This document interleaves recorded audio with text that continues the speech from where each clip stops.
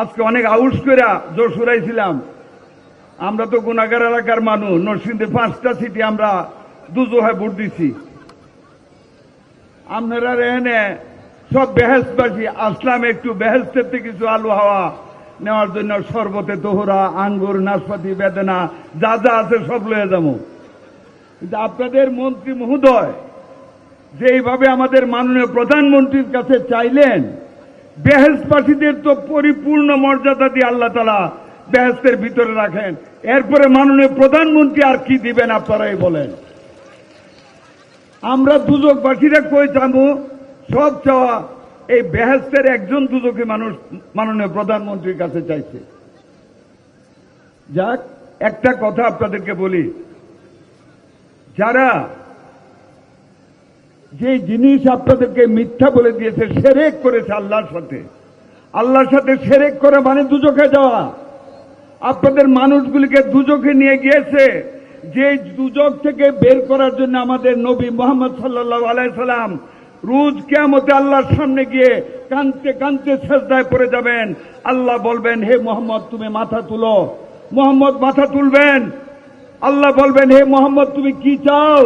মুহাম্মদ বলবেন, হে আল্লাহ আমি আমার উম্মতদেরকে এই দুজকে রেখে আমি বেহেশতে যেতে পারি না। আর সেই বেহেশত, যেই বেহেশত আমাদের নবী কেন্দ্রে কেন্দ্রে আমাদেরকে দুজক থেকে বেহেশতে নিবেন, আর সেই বেহেশত একটা মার্কায় ভোট দেওয়া আপনাদের কাছে আপনাদের দিয়া দিছে, আর তার ফল আজকে আপনারা এমপি সব বেহেশতের মেওয়া চাইতেছে মাননীয় প্রধানমন্ত্রীর কাছে। মাননীয় প্রধানমন্ত্রী এই বেহেশতের কথা চিন্তা না করে অমিতের দিকে একটু তাকায়, দুজকে থেকে হাত বাড়াইতেছে আমাদের কাছে। কিছু কিছু দিয়া যাবেন মাননীয় প্রধানমন্ত্রী, এই দুজকিটারে তো আমাদের বাঁচাইতে হবে নাকি, আপনারা কি বলেন? ইনশাল্লাহ ওয়াদা করে যাই, মাননীয় প্রধানমন্ত্রীর উপর নির্ভর করে আমাদের এই টার্মে আল্লাহ যদি বাঁচায় রাখে, আজকে যে হাসপাতাল আমাদের মাননীয় প্রধানমন্ত্রী ভিত্তি প্রস্তর করলেন 500 শয্যার, এই টার্মের ভিতরে আল্লাহ বাঁচাইলে ফার্নিচার দিব, যন্ত্র দিব, ডাক্তার দিব, নার্স দিব, টেকনিশিয়ান দিব, আবার এসে আপনাদেরকে সাথে নিয়ে হাসপাতাল উদ্বোধন করব ইনশাআল্লাহ। আর যারা বেহেশতের কথা বলেছে কিছুই দিতে পারবে না, প্রতারণা করেছে, আল্লাহর কাছে 2 রাকাত নফল নামাজ পড়বেন।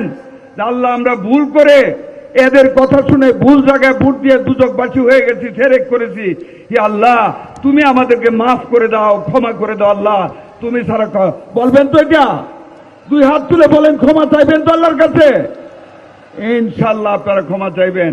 আমার ক্ষুদ্র ক্ষমতা ফান্ডে কিছু নাই, ফ্যাসিস্ট আওয়ামী লীগ আর বিগত কেয়ারটেকার গভর্নমেন্ট সব শেষ করে গিয়েছে। তবু আপনাদের যশোরবাসীর সাথে, এই দুজকিদের সাথে, আর এই 5 ভাগ বেহেশতি বাদ থাক, আপনাদের সামনে এই সুইট মানসিক প্রতিবন্ধী স্কুল আর কপুতাক্ষ লায়ন্স স্কুল হাসপাতাল আমি গরিব মানুষ দুজকে থাকিয়া 15 লাখ টাকা করে বরাদ্দ দিয়ে গেলাম। ইনশাআল্লাহ ভবিষ্যতে আরো দিব। মাননীয় প্রধানমন্ত্রীর কাছে সবিনয়ে অনুরোধ রাখলাম, অমিত অনেক কিছুর কথা বলেছে, যতটুকু সম্ভব আপনাদের দিকে তাকিয়ে মাননীয় প্রধানমন্ত্রী দিবেন, দেওয়ার জন্যই এসেছেন। আসসালামু আলাইকুম ওয়া রাহমাতুল্লাহি ওয়া বারাকাতুহু।